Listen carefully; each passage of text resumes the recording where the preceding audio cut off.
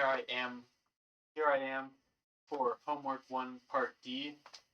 There are no derivations or anything in this video at all be Python.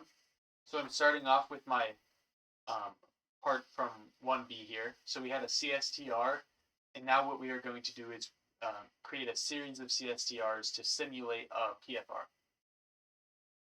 So for that, I'm going to just say 20 tanks, and we will decrease our volume, so we'll divide by n. We will also need to divide our heat transfer coefficient by n.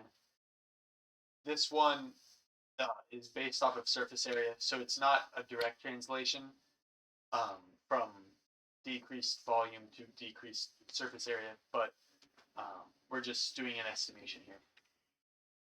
And then what I will also need to do is create vectors for the concentration and temperature. So for that, I can make np.full for each of these.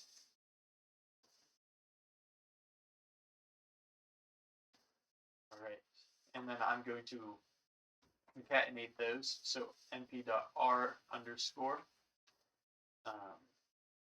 T naught CA naught.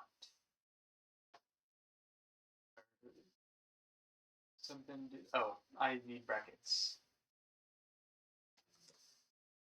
So nice being told immediately that you did something wrong. All right, and so now we have our vector. So these first 20 are our temperature values, and then the last 20 are our concentrations. Okay. So this Arrhenius will stay the same, but I will need to change these equations just a little bit.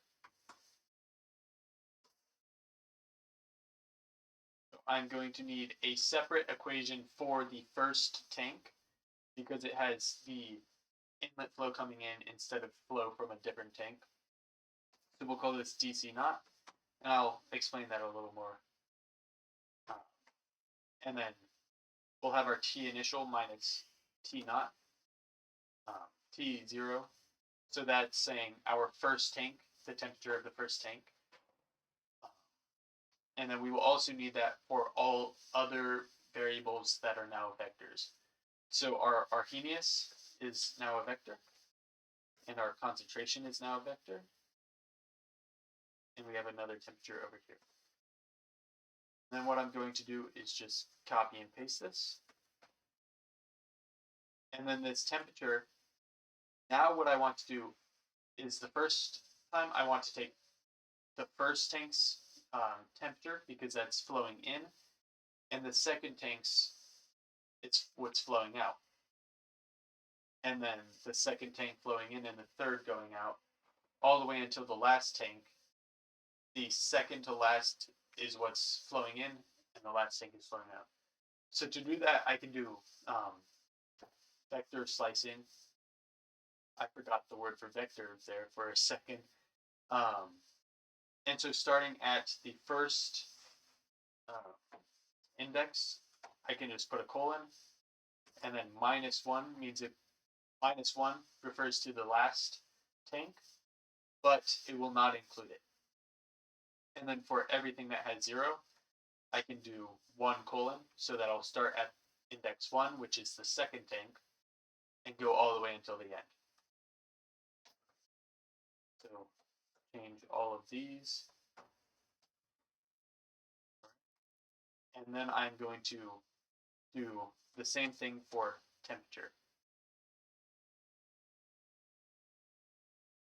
So our CA naught, our K naught, K0. It's not really K naught anymore, but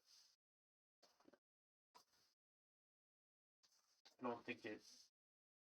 I just think that's semantics. All right, and then here again, we will need to do the colon -1 for everything except the last tank, and then 1 colon for everything except the first.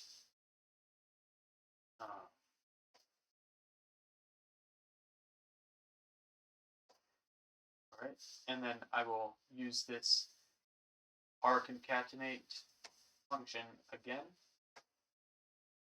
So we have DC not DC1 and I will be doing the temperature first. I will be doing, yeah. I did the temperature first. I just wrote concentration.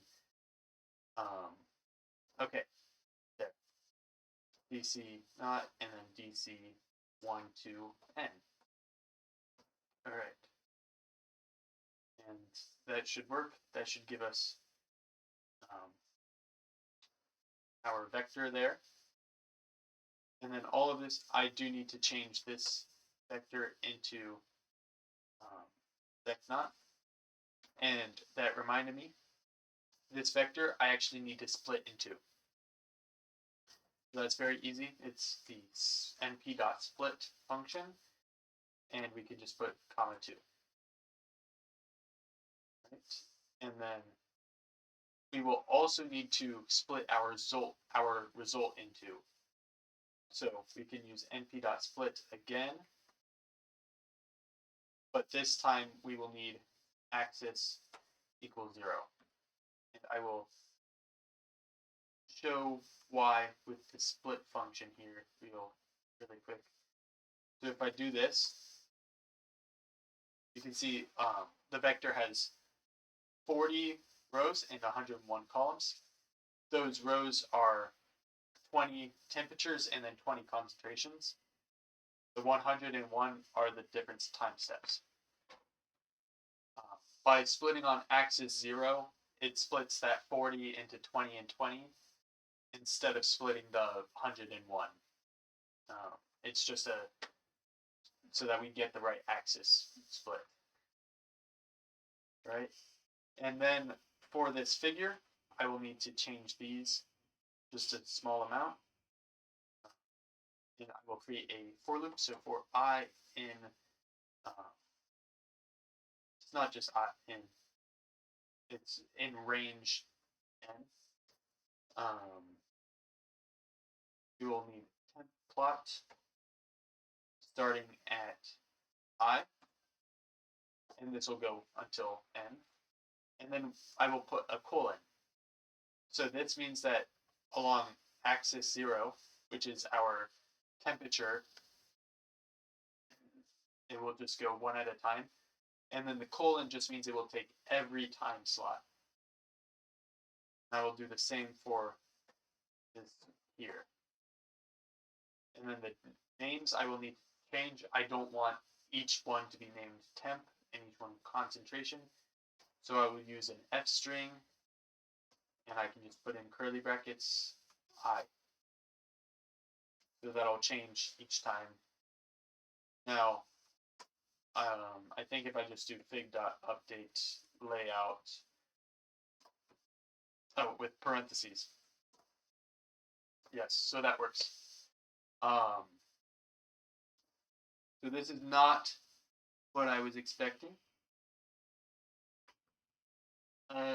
Let me really quick, just in case it is this, disconnect and delete runtime,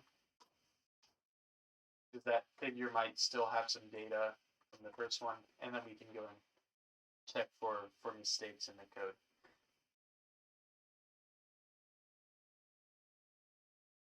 No, it was not that. That's too easy.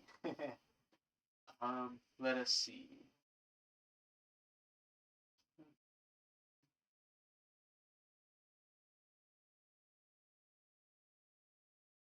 Oh, yes, so this is working properly. One thing I forgot, however, is that we are going to change our temperature to something a little that just works a little better. Shows off the exothermic properties a little more. So this is actually going to be 338.5 for the temperature flowing in and for each tank at the initial value. If we go ahead and do that, all right, now we have our graph. This is now what I was expecting. So you can see here there's a massive gap. Right, so we have up at the top tank 1, 2, 3, down to 6. Can I do I plus 1?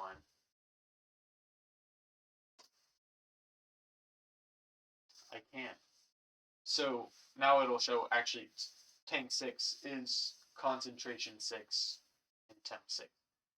And then 7 is way down here. So 6 is up at 0.8, 7 is at 0. And here we have temp 6 here. I think 7 is the highest one. So looking into that a little bit more. So these are the two tanks right next to each other. It's just a testament to exothermic reactions, because when the temperature increases a slight amount, more reaction happens, which increases the temperature further, which increases reaction rate, which increases temperature, and just on and on. So you can see like tank 6 leveled out, right? 0.79 concentration and 356 degrees. Tank 7 got just a little bit higher. And that height was enough to shoot up to 500 degrees Celsius. It is Celsius, right? No. Kelvin. 500 Kelvin. And the concentration is at 0. So this tank is, like everything that enters it is immediately reacting. And so of course that means like if we take tank 12, 13, 14, they are all going to be 0 concentration because there's nothing flowing into them. And if we look at their temperature, it's just going to be slowly falling. Oh, not that one. Even go farther back. We can see like it's just slowly falling, right? It's slowly cooling down because there's nothing reacting anymore. And so if we just go back to the overall, yeah, the tanks slowly increase in heat, and then it shoots up at some point a little over 357, and that just makes everything react, and then it slowly cools off. So this is a pretty interesting PFR simulation. I actually am curious, real quick, what if we went up to like 50? I gotta get Marimo so it doesn't, sorry, I can just change 50. So, yeah. So this one, it takes until tank 19 to shoot up, just because the volumes are smaller. And that'll be all for homework 4 here. Or sorry, homework 1 part D. Thank you.